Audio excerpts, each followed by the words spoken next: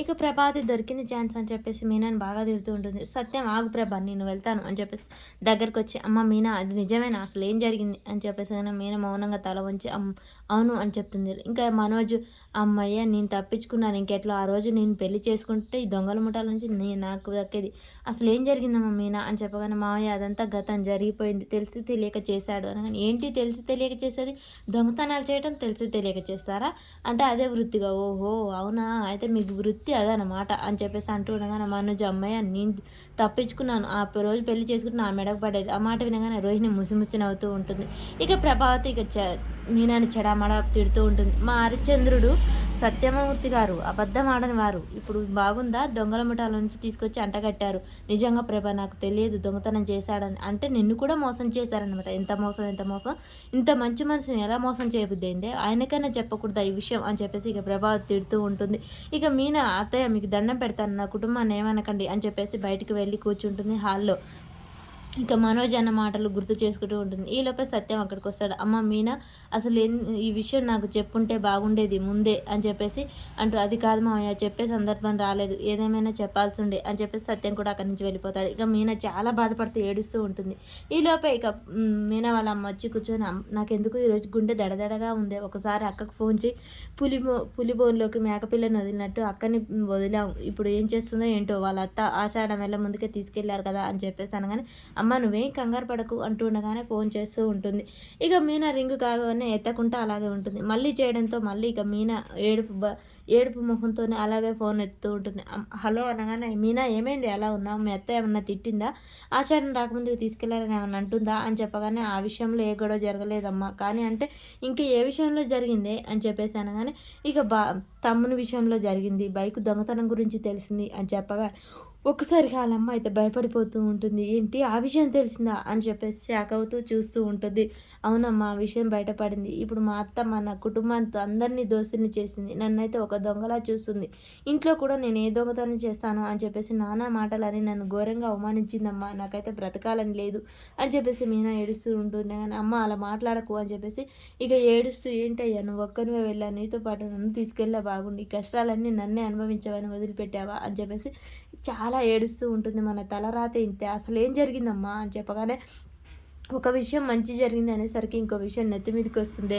Bike దొంగతనం విషయంలో జరిగిందంట అంతా ఈడు చేసిన వాళ్ళని అని చెప్పేసి ఇక శివ రాగానే శివాని తిడుతూ వాళ్ళమ్మ అయితే కొడుతూ ఉంటుంది. నీ వల్లేరా నీ వల్లే ఒక మనిషి ప్రాణం ఉసురు తీసింది ఇప్పుడు నీ అక్క తోడబుట్టిన దాన్ని ఉసురు పోసుకుంటున్నావురా అని చెప్పేసి తిరిగి అమ్మ అమ్మ నేనేం చేశానమ్మా ఎప్పుడో తెలియక చేసిన తప్పు ఆ తప్పేరా ఇప్పుడు అక్క కాపురానికి ముప్పు పెట్టింది అనగానే అమ్మ నేను చేసిన తప్పుకు నేనే వెళ్ళి క్షమాపణ అడుగుతాను అత్తయ్య కాళ్ళు పట్టుకొని అడుగుతానమ్మా అక్కని ఏమనొద్దని అని చెప్పగానే అవునమ్మా నేను కూడా వస్తా పదా అని చెప్తూ ఉండదు. వద్దులే అమ్మా నువ్వు వెళ్తే వాళ్ళమ్మ నాన్న మాటలు అంటుంది అది చూసి అక్క ఇంకా బాధపడుతుంది కాబట్టి తమ్మున్నే వెళ్ళనివ్వు అని చెప్పేసి ఇక వాళ్ళ చెల్లె చెప్తూ ఉంటుంది. సరే అని చెప్పేసి ఇక నువ్వే వెళ్ళురా కానీ జాగ్రత్తగా మాట్లాడు వాళ్ళు ఎన్ని మాటలన్నా సహించి తనని క్షమాపణ అడిగిరా అని చెప్పగానే సరే అమ్మ నేనే వెళ్తాను అని చెప్పేసి ఇక శివ అయితే తన బ్యాగ్ తీసుకొని వాళ్ళ అక్క వాళ్ళ ఇంటికి అయితే వెళ్తూ ఉంటాడు. వెళ్ళగానే శివ చాలా భయపడుతూ ఉంటాడు ఏమంటుందో ఏమో అని చెప్పేసి ఇక లోనికి వెళ్ళి అక్క అక్క అని బయటనే నిలబడి పిలుస్తాడు. పలకడంతో లోపలికి వస్తాడు. లోపలికి వచ్చి అక్క అక్క అని ఎంత పిలిచినా ఎవ్వరు పలకరు. ఇక తన గదిలో ఉందేమో అని చెప్పేసి డోర్ తీస్తుండగానే ప్రభావతి కిందికి వస్తుంది.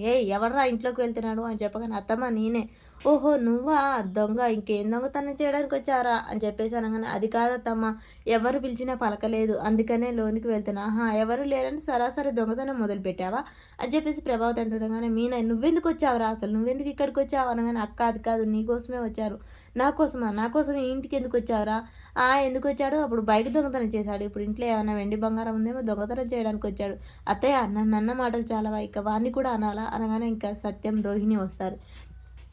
ఇక ఏంటి ఏం జరిగింది అనగానే ఈడు దొంగతనం చేయడానికి మళ్ళీ మన ఇంట్లోకి వచ్చి అది కాదు మామయ్య అక్క ఇంట్లో ఉందని వచ్చాను పలకడంతో లోనికి వచ్చాను అనగా తప్పే ఉంది మనం కోడలు వాళ్ళ తమ్ముడే అబ్బాయికి వచ్చే అర్హత ఉంది కదా అనగానే ఏంటని అర్హత అరే మీ అక్క చచ్చింది అనుకో ఇంటికి రావద్దురా నువ్వు ఇంకెప్పుడు రావద్దు నువ్వు ఈ ఇంటికే రావద్దు, అది కాదక్క అనగానే, ఏది కాదు నువ్వు సపోర్ట్ బయటికి వెళ్ళు అని చెప్పేసి అంటూ ఉంటుంది. ఏంటి నీకు తమ్ముడినేమో చాలా సపోర్ట్ చేస్తున్నావు, దొంగని ఒక దొంగని.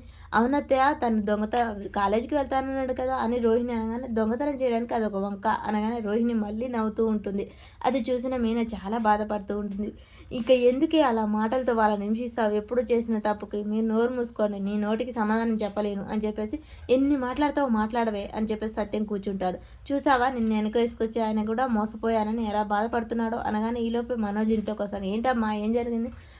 మన ఇంట్లో వచ్చి సరాసరి దొంగతనం మొదలుపెట్టాడా? అవునా, ఏం దొంగతనం చేశాడో చూసావా? అవునురా, నేను ఆ విషయం మర్చిపోయాను, ఎప్పుడొచ్చాడో చూడలేదు, ఏమున్నాయో ఆ బ్యాగులో. అత్తయ్య అవమానించడానికి కానీ ఒక అద్దు పద్దు ఉంటుంది, ఇంకెంత అన్ని అవమానిస్తారు. నాకే మీ మాటలు ఉంటే అందులో దూకాలని చావాలనిపిస్తుంది. నా తమ్ముడిని ఎందుకు అలా మాటలు అంటారు అనగానే, లేదు ఆ బ్యాగులో ఏముందో చూడాలి అని చెప్పేసి ఇక మనోజ్ అయితే మీదెగబడి బ్యాగ్ తీస్తూ ఉంటాడు. ఇక రోహిణి మనోజ్ వదిలే బాగోదు అని చెప్తూ ఉంటుంది. ఇక సత్యం కూడా అలాగే చెప్తూ ఉంటాడు. కానీ మనోజ్ వినకుండా ఆ బ్యాగ్ అంతా కింద బోర్లిస్తాడు. అందులో లంచ్ బాక్స్ మొత్తం కింద పడుతుంది. ఇక పెన్ను, పెన్సిల్, చెక్మార్లు అవన్నీ ఉంటాయి, అవన్నీ కింద పడిపోతాయి. బావా వద్దు బావా వద్దు అంటుండగానే, ఏ జేబులు చూడరా, జేబులు పట్టు అని చెప్పేసి జేబులు చెక్ చేస్తుండగానే, వద్దు బావా వద్దు అంటూ చేతులు నెట్టేస్తూ ఉంటాడు శివ. అనుకోకుండా మనోజ్ కాలర్ పట్టుకుంటాడు శివ. ఇక అది చూసిన రోహిణి వచ్చి శివ చెంప పగలగొడుతుంది. ఇక మీనా అక్కడే ఉండి బాధపడుతూ ఉంటుంది. ఈలోపే వీళ్ళు ఇలా తోపులాడుతూ ఉండగానే మనోజ్, నా చెంపే పగలగొడతావా అని చెప్పేసి ఇక శివాని బయటికి మెడ పట్టుకొని అయితే బయటికి గెంటేస్తాడు. ఇక అది చూసిన ఇంతలోపే బయట బాలు వచ్చి నిలబడతాడు. బాలు మీద వెళ్ళి శివ పడతాడు. అది చూసిన బాలు చాలా కోపంగా శివాని లోనికి తీసుకొస్తాడు. మీనా అసలు ఏం జరిగిందో జరిగినట్టు చెప్పు అని చెప్పగానే ఇక మీనా జరిగిన విషయం మొత్తం చెప్తూ ఉంటుంది. ఇలా చేసినందుకు రోహిణి చంప పగలగొట్టింది. మనోజ్ బ్యాగులన్నీ వెతికాడు. నా తమ్ముడిని దొంగ అని నిందిస్తున్నారు, నన్ను కూడా అవమానించారు అని చెప్పేసి మీనా అన్నీ చెప్పగానే, ఇక ఏంటి షర్ట్ పట్టుకున్నందుకు పట్టుకుంటావా, ఏరా ఈ లచ్చలు మింగిన షర్ట్ పట్టుకున్నందుకు నా బామ్మర్దిని కొడతావా, అయితే నేను పట్టుకున్నాను ఇప్పుడు కొడతావేం కొట్టు అని చెప్పేసి మనోజ్ని షర్ట్ పట్టుకొని లాక్కొస్తాడు బాలు. అరే బామ్మర్ది నువ్వు వెళ్ళి పీక పట్టుకోరా, ఇప్పుడు ఏం చేస్తుందో చూద్దాం అని చెప్పేసి అలా గొడవ చేస్తూ ఉంటాడు బాలు. మరి ఇక రోహిణి బాలుని కొడుతుందా, కొట్టడం వల్ల ఇంకా గొడవ పెద్దదవుతుందా, అసలు ఏం జరుగుతుంది అనేది మనకు నెక్స్ట్ వీడియోలో తెలుస్తుంది. శారీ బిజినెస్ అయితే చేయాలనుకుంటున్నా ఫ్రెండ్స్. మరి మీరు ఈ ఛానల్ ద్వారా నన్ను చాలా సపోర్ట్ చేస్తున్నారు. అట్లాగే శారీ బిజినెస్లో కూడా సపోర్ట్ చేస్తారని కోరుకుంటున్నాను. నేను చేయాలా వద్దా అనేది మీరు కామెంట్ రూపంలో తెలియజేయచ్చు. మీ కామెంట్ని బట్టే నేను బిజినెస్ అనేది చేస్తాను. మీకు ఓకే అనిపిస్తే కామెంట్ చేసి చెప్పండి ఫ్రెండ్స్. ఓకేనా? మన వీడియో నచ్చినట్లయితే లైక్ చేయండి.